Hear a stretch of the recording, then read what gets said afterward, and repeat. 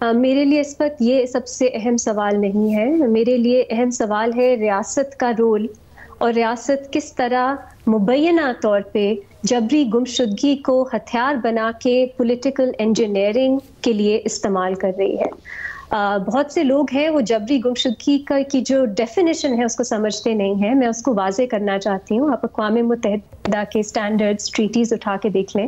اگر ریاست کسی شخص کو اریسٹ کرتی ہے یا ڈیٹین کرتی ہے، اس کے بعد وہ شخص لاپتہ ہوتا ہے اور اس کی فیملی ممبرز کو، وکلا کو معلوم نہیں ہوتا کہ اسے کہاں رکھا گیا ہے، اس کا فیٹ، اس کے ویئر اباؤٹس کیا ہیں، اس کو جبری گمشدگی کہتے ہیں. کیونکہ وہ شخص جو قانون ایک تحفظ ہر شہری کو دیتا ہے، وہ تحفظ اسے نہیں ملتا.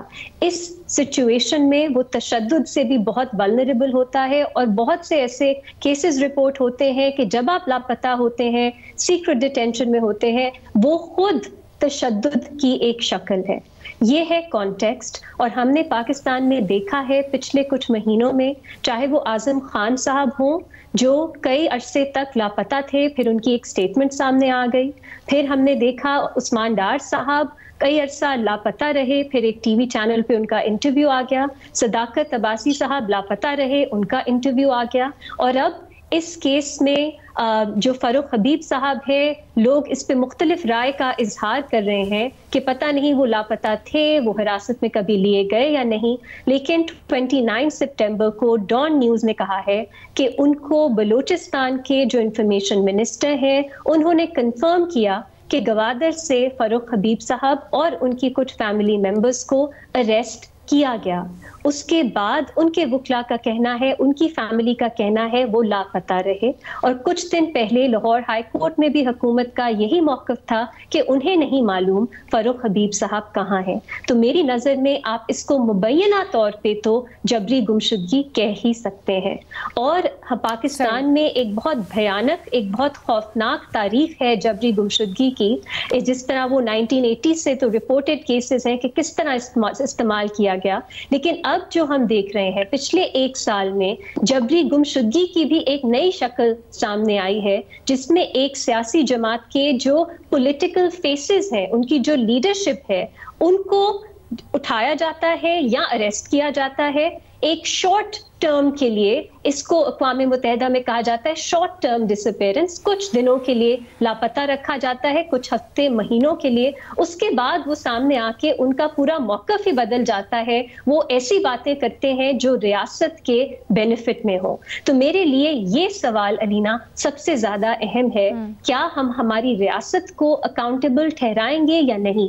ہم پی ٹی آئی کو، ان کے چیئر پرسن کو، ان کے ٹرم میں، ٹینیئر میں کیا کیا جرائم ہوئے ہیں اس کی تو بات کرتے ہی ہیں، لیکن ریاست کی طرف بھی ایک نظر ہمیں رکھنی چاہیے، کیونکہ ریاست کا رول ہے کہ وہ جو لوگ جنہوں نے جرم کیے ہیں، جرائم کیے ہیں، ان کو سزا دلوائے. لیکن جبری گمشدگی ایک گروس ہیومن رائٹس وائلیشن ہے، اور یہاں ہم آئسولیشن میں ایک دو کیسز نہیں دیکھ رہے. لگ رہا ہے کہ یہ ایک سسٹمیٹک طریقے سے کیا جا رہا ہے.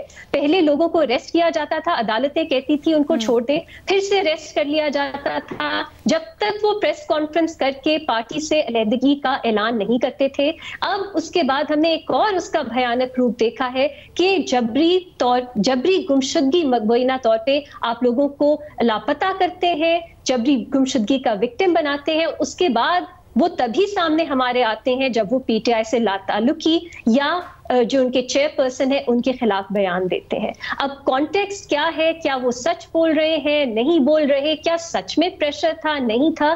یہ سیکنڈری معاملات ہیں لینا. سب سے میری نظر میں ضروری بات اس وقت سامنے رکھنا یہ ہے کہ یہ سب لوگ، اور میں صرف فاروق حبیب صاحب کی بات نہیں کر رہی، بٹ اوور آل پرسیکیوشن اتنی زیادہ ہے کہ اب کوئی بھی بیان جو سامنے آئے گا آپ اس کو with a pinch of salt ہی لیں گے، چاہے وہ پہلے پرائیویٹ میں خود سے یہ بات کرتے تھے یا نہیں کرتے، چاہے اور ایویڈنس انہی باتوں کا ہے یا نہیں ہے.